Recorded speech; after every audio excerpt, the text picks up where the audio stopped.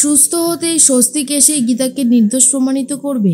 সম্পূর্ণ জানতে দেখতে থাকুক। গল্পের শুরুতেই দেখা যায় যে গীতাকে ফাঁসিয়ে দিয়েছে কৃপান, ভজন এরা।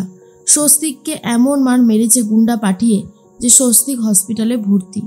এরপর পদ্মকে বারবার করে গীতা বলে, আমি এমনটা কিছু করিনি, বিশ্বাস কর পদ্ম, আমি সত্যি বলছি, আমি কেন এমন কিছু করতে যাব।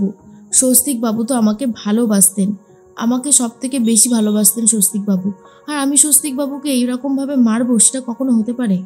মেহেক বলে, ওদের কথাগুলোও তো আর ফেলে দেওয়া যায় না, তাই না বৌদি? এর মধ্যেই অগ্নিজিৎ মুখার্জি চলে এসেছে হসপিটালে, এসেছে সাথে করে গিনিকে নিয়ে। তখনই গিনি বলে, বাবা বাবা স্বস্তিকের কী অবস্থা করেছে, স্বস্তিককে কেন, কেই বা মারলো? এরপর অগ্নিজিৎ মুখার্জি ভালো করে তাকিয়ে কান্নাকাটি করতে থাকে আর বলে, আমি ভাবতে পারছি না যে এই ছেলেটা সাথে বাজে কোনোভাবেই থাকে না কোনো কিছুতে, তাকে কে মেরেছে এইভাবে? ছাড়বো না, আমি তাকে ছাড়বো না। সারা জীবন আমি আইনের বই পড়েছি, আমি আইন সম্পর্কে অনেক ভালো জানি, আমি চলমান ইনস্টিটিউশন। আমার ছেলেকে এইভাবে যারা মেরেছে তারা কল্পনাও করতে পারছে না তাদের বিরুদ্ধে আমি কিভাবে কেস লড়বো, তাদের বিরুদ্ধে কি কি সেকশনে কি কি মামলা হবে। পঙ্কজবাবু, আপনি এই কেসের তদন্ত শুরু করেছেন কি? ওসি বলে, স্যার আমরা এখনও তদন্ত শুরু করিনি, তবে করব, তবে কিছুটা হলেও শোনা যাচ্ছে। এর মধ্যে পদ্ম আর মেহেক তো চলে এসেছে। এরপর অগ্নিজিৎ মুখার্জি বলে, গীতা গীতা কোথায়? ওর কলোনিতেই তো আমার ছেলেটাকে এরকম বেধড়ক মার মেরেছিল, ও কিছু করতে পারেনি? পদ্ম তখন বলে, করেছিল বড়বাবু, উকিল দিদি অনেক চেষ্টা করেছিল, গুন্ডাগুলোকে মেরেও ছিল, কিন্তু শেষ পর্যন্ত ওরা স্বস্তিকবাবুকে মেরেছে। এরপরই মেহেক বলে, মিথ্যে, সব কিছু মিথ্যে, পুরো ঘটনাটা একটা সাজানো গোছানো নাটক, সত্যিটা আমাকে বলতেই হবে পদ্ম। এরপর অগ্নিজিৎ মুখার্জি বলে, কি সত্যি লুকিয়ে আছে, আমিও জানতে চাই, বল বল পদ্ম, চুপ করে থাকিস না, মেহেক তুমি কিছু বলো। এরপরেই গীতা বাইরে দাঁড়িয়ে কাঁদতে থাকে। তখনই মেহেক বলে, আমি বলছি, গীতা বৌদি এই সমস্ত পিছনে রয়েছে। আর এটা শোনার পর চমকে গেছে গিনি আর অগ্নিজিৎ মুখার্জি, আর বলে, কি বলছিসটা কি? গীতা গীতা এই সব কিছুর পেছনে রয়েছে? তখনই মেহেক বলে, হ্যাঁ, গীতা বৌদি এই পিছনে রয়েছে। আর এটা শোনার পরেই তখন গিনি বলে, তোমার কোথাও একটা ভুল হচ্ছে মেহেক, গীতা এরকমটা করতে পারে না, গীতা কেন স্বস্তিককে মারতে চাইবে? তখনই মেহেক বলে, কারণ সাত্বিক আর এই গীতা বৌদি দুজন মিলে নিজেদের ভালোবাসাকে জীবিত রাখার জন্য আমার ছোটদার উপরে এত বড় একটা অ্যাটাক করেছে। গুন্ডাগুলো নিজের মুখে কথা স্বীকার করেছিল। আর এটা শোনার পর গিনি রীতিমতো অবাক হয়ে গেছে। আর তখন পদ্ম বলে, হ্যাঁ, এই কথাটা আমিও শুনেছি। এরপর বাইরে বেরিয়ে এসে অগ্নিজিৎ মুখার্জি গীতাকে বলে, তুমি ইচ্ছে করে আমার ছেলেটাকে এইভাবে কষ্ট দিয়েছ, আমি তোমাকে ছাড়বো না, তোমাকে এমন উচিত শিক্ষা দেব যে সারাটা জীবন তুমি মনে রেখে দেবে। তোমার এত বড় সাহস হয় কি করে যে তুমি আমার ছেলেকে এইভাবে মেরেছ? বলো, কি করে তুমি এটা করতে পারলে? গীতা বলে, আমি করিনি এমনটা, বিশ্বাস করুন, আমি কেন এমনটা করতে যাব? পদ্ম তুই কিছু বল, আমি সত্যি এমন কিচ্ছু করিনি। কিন্তু কোনোভাবেই কোনো লাভ হচ্ছে না, গিনি তো বিশ্বাসই করতে পারছে না, আর বলে, তুই যে এরকম একটা নোংরা কাজ করবি এ আমরা স্বপ্নেও ভাবতে পারিনি। এরপর পঙ্কজবাবুকে বলে অগ্নিজিৎ মুখার্জি গীতার বিরুদ্ধে এফআইআর করতে চায়, আর বলে, আমি কিছু জানি না, আমি গীতার বিরুদ্ধে এফআইআর করব, গীতাকে অ্যারেস্ট করাবো আর ওকে উচিত শাস্তিটা আমি দেব নিজের হাতে। এরপরেই পঙ্কজবাবু কি করবে বুঝতে পারছে না। তারপরেই গীতা তো খুবই ভেঙে পড়েছে, কান্নাকাটি করতে থাকে।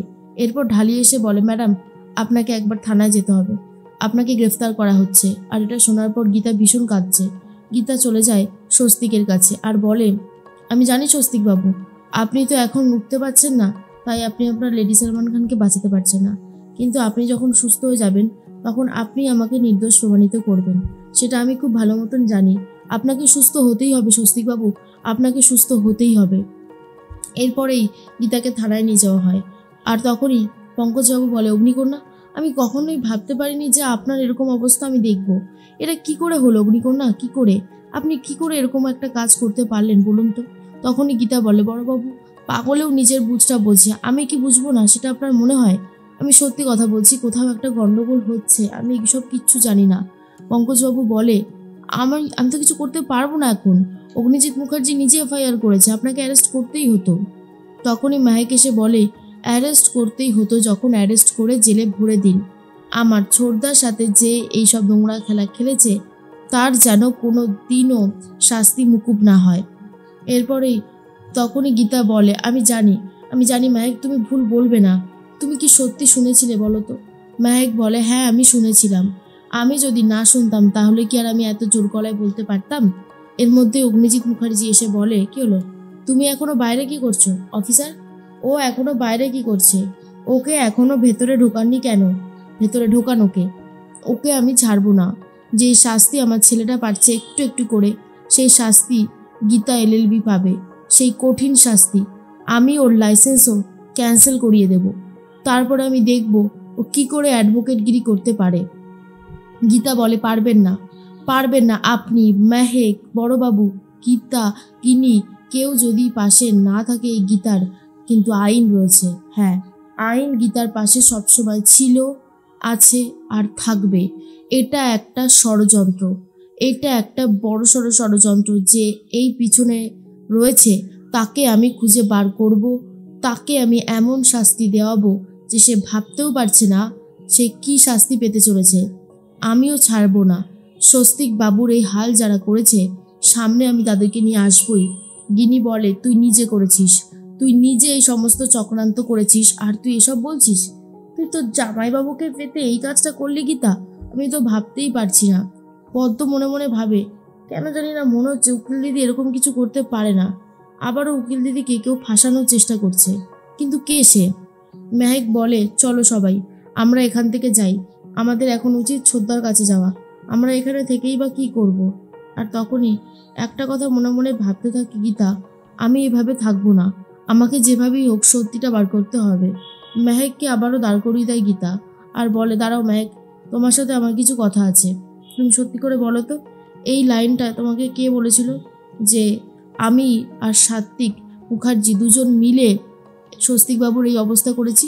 তখনই মেহেক বলে, যেই গুন্ডাটা ছোটদাকে মেরেছিল, ছোটদার কলার ধরেছিল, সেই গুন্ডাটাই চিৎকার করে বলেছে।